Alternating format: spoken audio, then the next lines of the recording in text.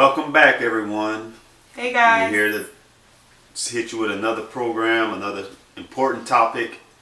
We want to talk to you guys today about toxic behaviors that destroy marriages. And there's so many things that destroy marriages, but we just want to talk about these 7 behaviors that destroy marriages. You have anything you want to add before we get started? No, this is just, well, not really. It's just this is very important in marriages. What we're going to share today. It's a lot of things that you do not hear because today, as you look around on social media and on the television, people portray marriage as something like don't get me wrong, it's beautiful, but it's portrayed like a fairy tale story. Exactly. And today we're going to shed some light to the fairy tale stuff. Absolutely. Most people think it's peaches and creams, but as we know, if you guys are married, or know people that have been married for a long time, it takes a lot of work, a lot of challenges, a lot of things that you have to overcome. Right. Both of you guys, as individuals and as a couple. Exactly. So we're going to share with you today some of the things that have worked for us in our marriage, but also things that we know, and we know that destroy marriages, and it's because we've seen it. We've studied about it, we've researched. Exactly. It's a great topic, guys. It's very important. We talked about it on a previous podcast about what destroys families, but now we're taking a deeper dive into what actually destroys marriages and those behaviors. So let's jump into number 1. The number 1 behavior that destroys marriages. First, actually I wouldn't say it's a behavior. It's really the mindset, meaning the right foundation. You guys have to have the right foundation as a couple, as individuals. Because if you guys don't have the right foundation, it's nothing that's going to hold you guys together when things get tough. Because as we said, marriages do get tough. There are many challenges, and when the wind blows, if you're not strong, you don't have that sound foundation, the whole house is going to come crashing down. So guys, you have to build a strong foundation. And what we've learned from our experience is that the Bible, Yah's word, Yah's principles is the things that is the main foundation that you guys need to have. We've tried many other things. Again, guys, I was an atheist. I can talk about these things because I lived it. And I tell my wife all the time, and we say it all the time, it's nothing that that is holding our marriage together, all the things that we went through because of our background. Since you heard it in previous episodes, our background is from where we come from. We're not supposed to be together this long. We weren't supposed to last this long. We're we're the exception. We're not the rule. So you guys, I don't know, people who are listening now, maybe if you got divorced or you just starting a marriage, you know that if you guys weren't compatible at the beginning, or you went through so many things, and you guys divorced, probably you know it because you guys didn't have that right foundation, and that's why it came toppling down. At the quickest sign of trouble or turmoil, your partner or you decided to cut it off and end it. And we're not saying that all marriages are perfect, or it's not a reason to get a divorce, but when you don't have that foundation, you really don't have nothing to hold you together. So it breaks apart very easily. So you need that foundation. You need that glue. Right. And that's very important. So that's number 1, having the right foundation. If you don't have that, you don't have anything. Faith, number 1. Number 2 is, this is a big one. And we didn't know this when we got married. We went in like most every couple. Fairy tale is going to be peaches and cream. It's going to be perfect. We see the television and how things look on television, and we know that's not true. It's a lack of preparation. Number 2, that's the toxic behavior that destroys marriages. A lack of preparation. And really it starts at the beginning. And when I say the beginning, I mean your your parenting. If I didn't come up with the background of, again, my mother was single, I didn't have a dad in my life, but again, I always wanted a family, so that's what kind of thing helped me. and I was open to receiving the Father. So that's what helped our marriage.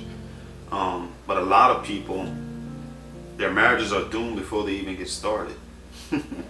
And for me, I want to add, I came up, if you have listened to the podcast, you probably have heard this, but if not, I came up in a home when I was a young girl. My parents were married, but I've also seen my daddy physically abuse my mom. So that is where I came from.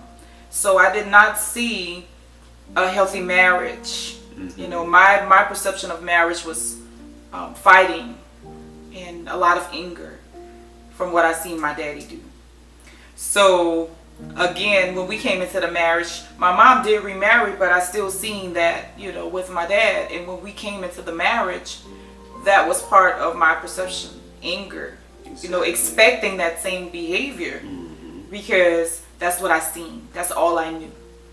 So a lack of preparation. Lack of preparation is true. You can go ahead. I just wanted to say another thing too. A lot of people, I noticed, and I'm saying that because we were there. Right.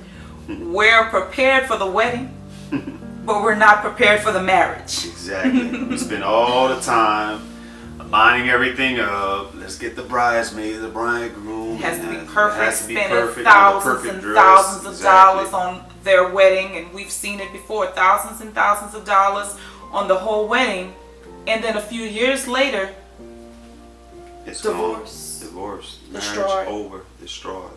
Because we're not prepared. Not prepared for the wedding. I'm sorry, not prepared for the marriage.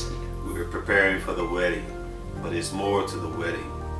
It's way more to the wedding than just the show and the Yes. lights and all the fancy stuff. Real life starts after that. After the wedding. So you guys have to be prepared. And we were talking about parenting. We're meaning that if you came from like a divorced home or a single parent home, trust me, that is going to show up in your marriage. Those issues that you didn't come to terms with is going to show up in your marriage. We dealt with it, as we're saying.